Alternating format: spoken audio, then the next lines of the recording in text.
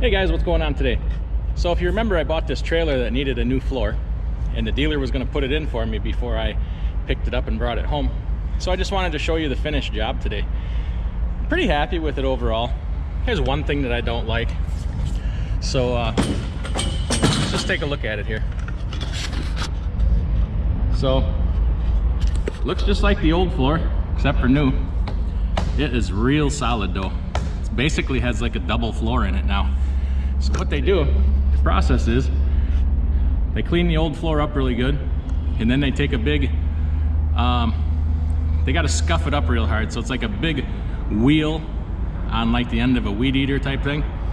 They run over there and rough it up. Then they put an adhesive down. They set the new, so you can see these panels are only this wide. They're only about 4 ribs wide, each panel. They put it in, they put an adhesive down, they put that in place, and then they beat it down tight, and then they go through and they tack weld all the seams. See, this channel right here is actually the old floor. The new floor, just, you know, every 4th row here we see a section of the old floor, and then it's tack welded. So the one part that I don't like is on each side they stop, you know, this far away from the wall. So you got like a, I don't know, like a 1/2 inch drop off there. And I guess it's no big deal because pallets, you know, they'll still sit right. But just the OCD in me does not like that. It's not a huge deal. Very still functional.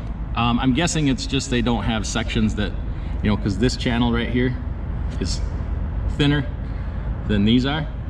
So whatever. My first thought was, I saw that and I'm like, well, how much to go all the way to the wall? But you know, they paid for it, so I'm just gonna take it and be happy with it. Now, the only other thing I don't like is if you look at these welds here on the back, you can see the old floor under the new floor, and they left some gaps. Not a big deal. It's no big deal at all. But here's the thing, you know how customers are. Somebody somewhere will find fault with that. Even though the trailer has a brand new floor, somebody will have a problem with that.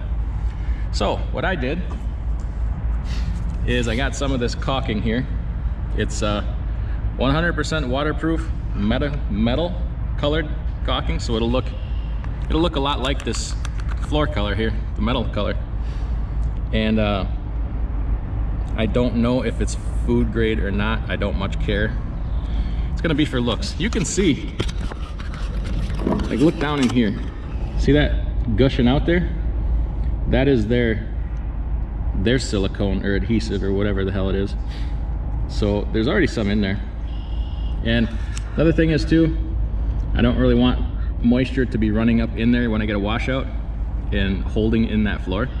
Now it can get back out through these channels here because they are open there. It's, you know, it's tack welded, so it can find its way back out, but not every rib is like that. So I'm gonna fill those with this caulking here and see how it does. If I don't like it, I can always just take a little knife and cut it back out and put other stuff in, and then we'll be good. But other than that, I mean, they did a pretty good job with the welds. I had to wash it out right away because they did, you know, they left some welding slag on the walls and stuff. Wasn't all that impressed with. You can see here by the sill plates, they filled that in nice. So all in all, it's pretty good. Let's check this out down the floor here. Not a creak or a crunch or a soft spot or nothing. This floor is firm as could be. Pretty happy with that. Got some plastic in the bulkhead here. Let me get that out. So yeah, look at that. Nice shiny new floor. Should do me real good for a long time. I do have to keep wash it out every now and then because see all these weld marks here? They're still fretting off little pieces of metal. So that'll happen for a while until it gets broken and cleaned or washed or whatever a few times. This trailer too, I got it home after I picked it up. I wanted to take it on just a real easy test ride, do a test load with it before I give it to a driver, put it on the road. So I just ran a short hopper to Chicago and back, a dry load down. The load coming back was a 50-degree freeze protect. Well, I flipped the reefer on and got to the customer a few hours later, and it was having trouble getting up to 50 degrees. I'm like, dang, it ain't heating. So that's a pretty good sign of low refrigerant. So I got that load back. Thank God it was only a freeze protect and not a -10 load. Took it in, and my compressor seal was leaking.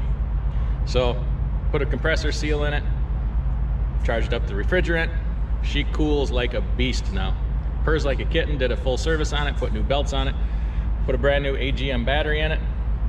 So one thing I like about those, for the reefer, I like that AGM battery. In the coldest of cold weather, that thing just pops, man. It don't struggle cranking that motor at all. And you know, reefer trailers, they can sit for periods of time, and sitting in the cold like that, and we're hard on them. So I want that extra, you know, it's an expensive battery, but to me it's worth it, because the trailer's out on the road with a driver and I'm not there, then I don't have to pay somebody ever, hopefully, to come and jump start it or mess with it for a few years. The last one I had in the trailer lasted, when I took it out, I checked the date on it, it had a 9-year-old date on it, so that's pretty good. Usually the lead acid ones, 5-ish years, you know, sometimes a little more, but got 9 years out of that battery, so I feel good about, you know, the money well spent on that. So anyway, just wanted to show you the new floor in the reefer here, update you on that, and everybody take care, take it easy. Check out the links in the description below the video. Utilize some of them discount codes in there, get you some real good discount codes on stuff. So I got to get down the road, pick up a load, and get to a Walmart, so we will catch you all later.